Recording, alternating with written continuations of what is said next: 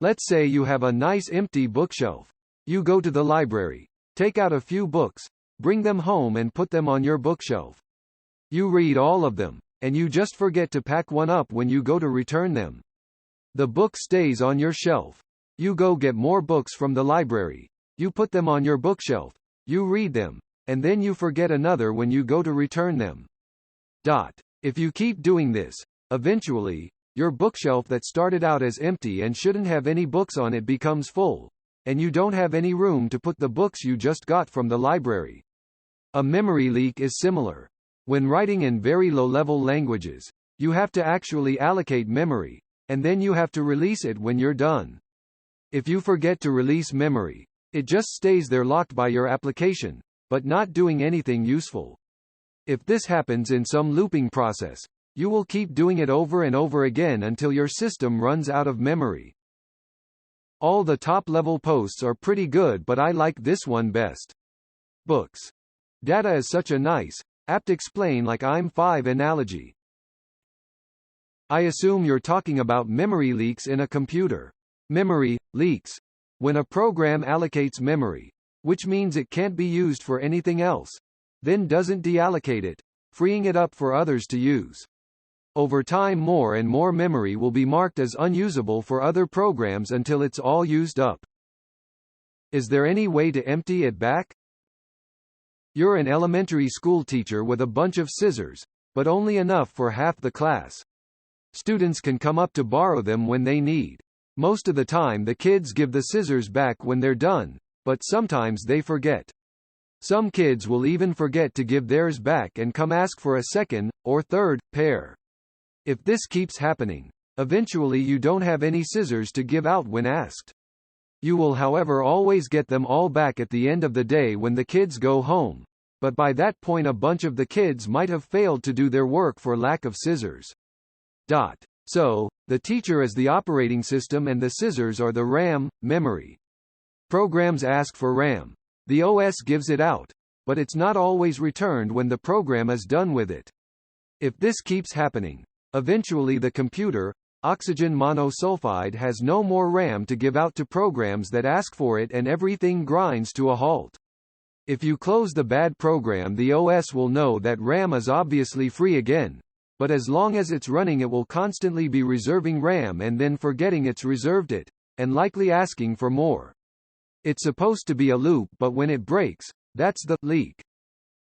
Imagine a hotel. People reserve a room, and it's recorded as occupied in a registry book. When they don't need it anymore, they check out and the room is marked as available in the registry. But maybe there's some guy that doesn't check out when he leaves, so the registry says the room is still occupied. If enough people do this, the registry will say that the hotel is full even though lots of rooms are empty.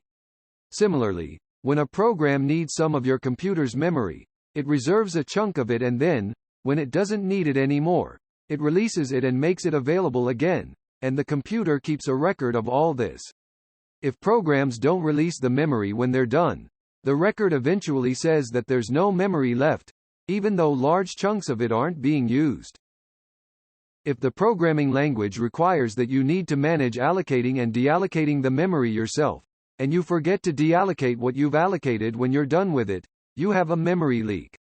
Due to the nature of programming, chances are whatever you were doing to cause it will be done more than once, i.e. repeatedly, causing the leak to grow and gobble up your memory.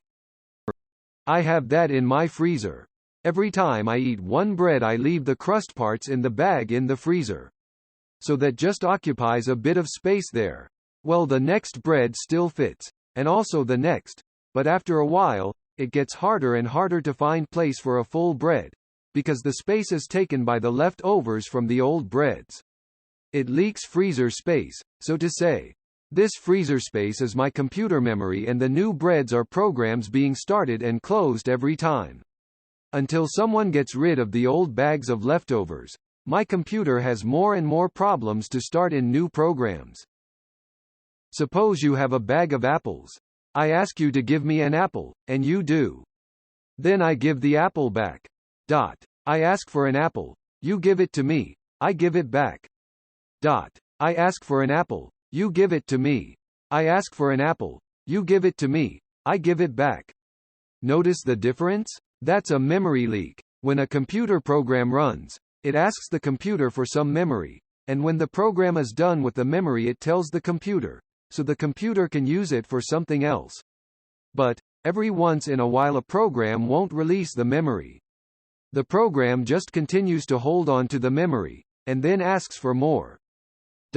This can happen for a variety of reasons, ranging from very simple, the program has a bug and just doesn't release the memory, to super complicated, which are way beyond ELI5. And this is why I was never crazy about apples.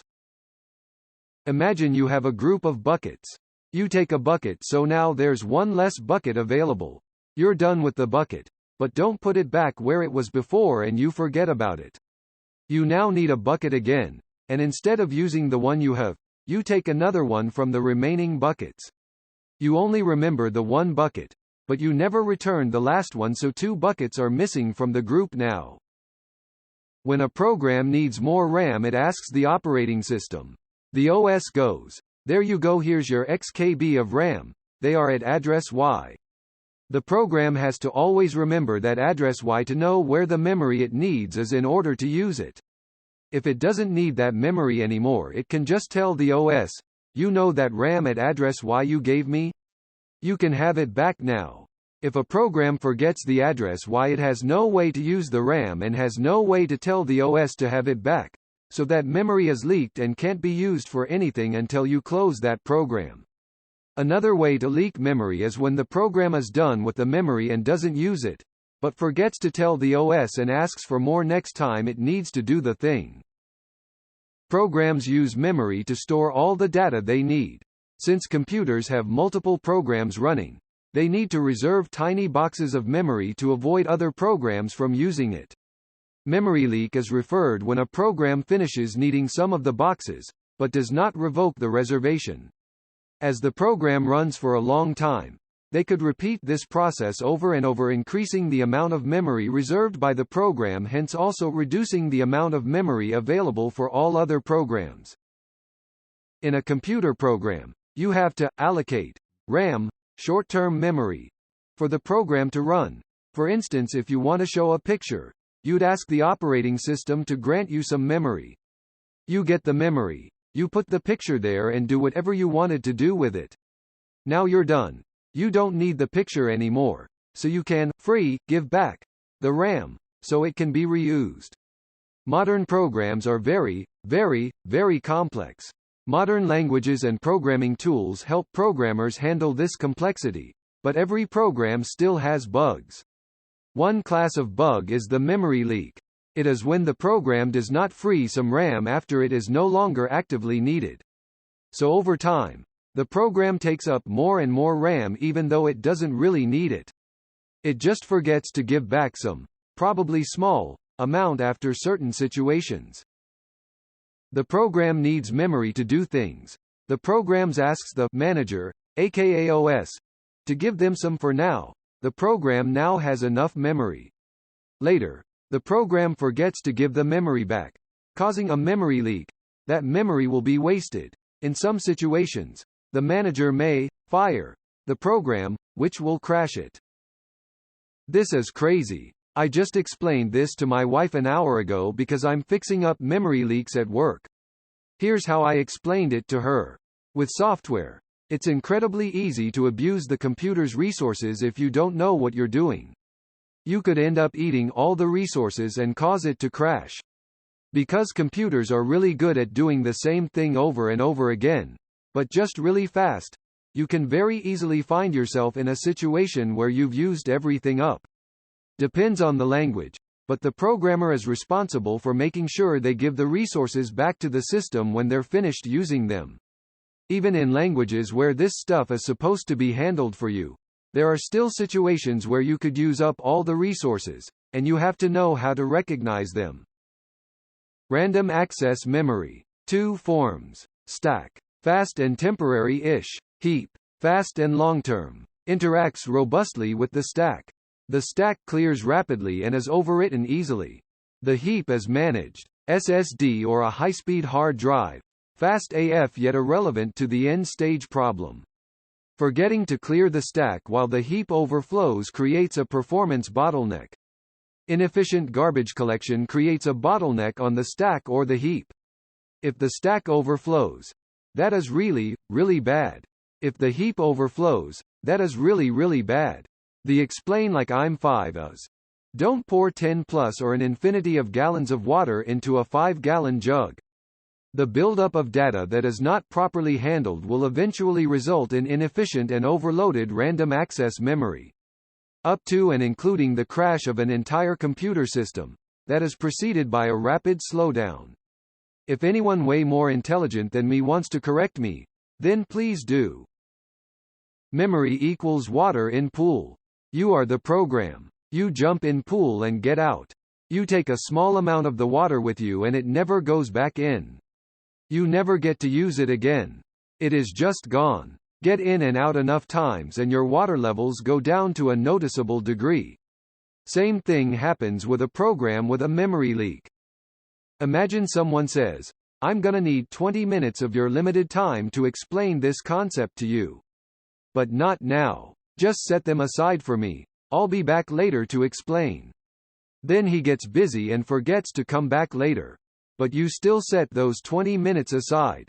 That's a time leak. And it works the same way as a memory leak when a program asks your operating system to set aside some RAM for something. Imagine you have a notebook that has erasable pages that you use to keep notes on for school. For each new class you start a new page of notes. At the end of each day, you go home and consolidate your notes onto regular paper and erase the pages in your notebook. Now imagine that one day, after you've consolidated your notes, you forget to erase one of the pages. The next day, you go to start taking notes and you find the page that hasn't been erased. That page is the equivalent to a memory leak. In a computer, it's a little more complicated because instead of having full access to your notebook, you actually have to ask the system to give you a few pages each time you need one and you have to give it back when you're done with it. If you were to misplace that page and forget about it, then that's actually more equivalent to a memory leak because there's only a limited amount of memory, pages, available to you. If you forget to give them back when you're done, they're gone forever, for the life of your program, at least. Other comments have given good explanations. A program says it needs a piece of data, but forgets to give it back when it's done. If the program keeps doing that, eventually the computer happily gives over tons of memory that the program doesn't actually use, and things get weird. This happens with other things too. Network ports, file handles, mutex locks. One great way to fix a memory leak is to restart the program entirely. When a program closes, the operating system reclaims automatically any resources it gave to the program. If the resource leak is in a program that starts up with your computer or runs in the background, you might not be able to restart the program until you restart the computer. Which is one of the reasons. Try turning it off and on again, is excellent advice that works so often. You have a sock drawer full of socks. Each day, you pull out a fresh pair of socks to wear that day. When you get undressed for the night, you are supposed to put your dirty socks in the laundry chute. Your mom will wash these and put them back in your sock drawer. But, sometimes you forget to put a sock in the chute. Eventually, you run out of clean socks. Replace socks with RAM. Your mom is the operating system. Mom, meatloaf. Your program says it needs some memory. When it's finished using it, it doesn't tell the OS it's done with it. Then it asks for some more. And doesn't give that back either. Eventually there isn't any more. 'Cause it's full of stuff that your program isn't using but it never gave back to the OS.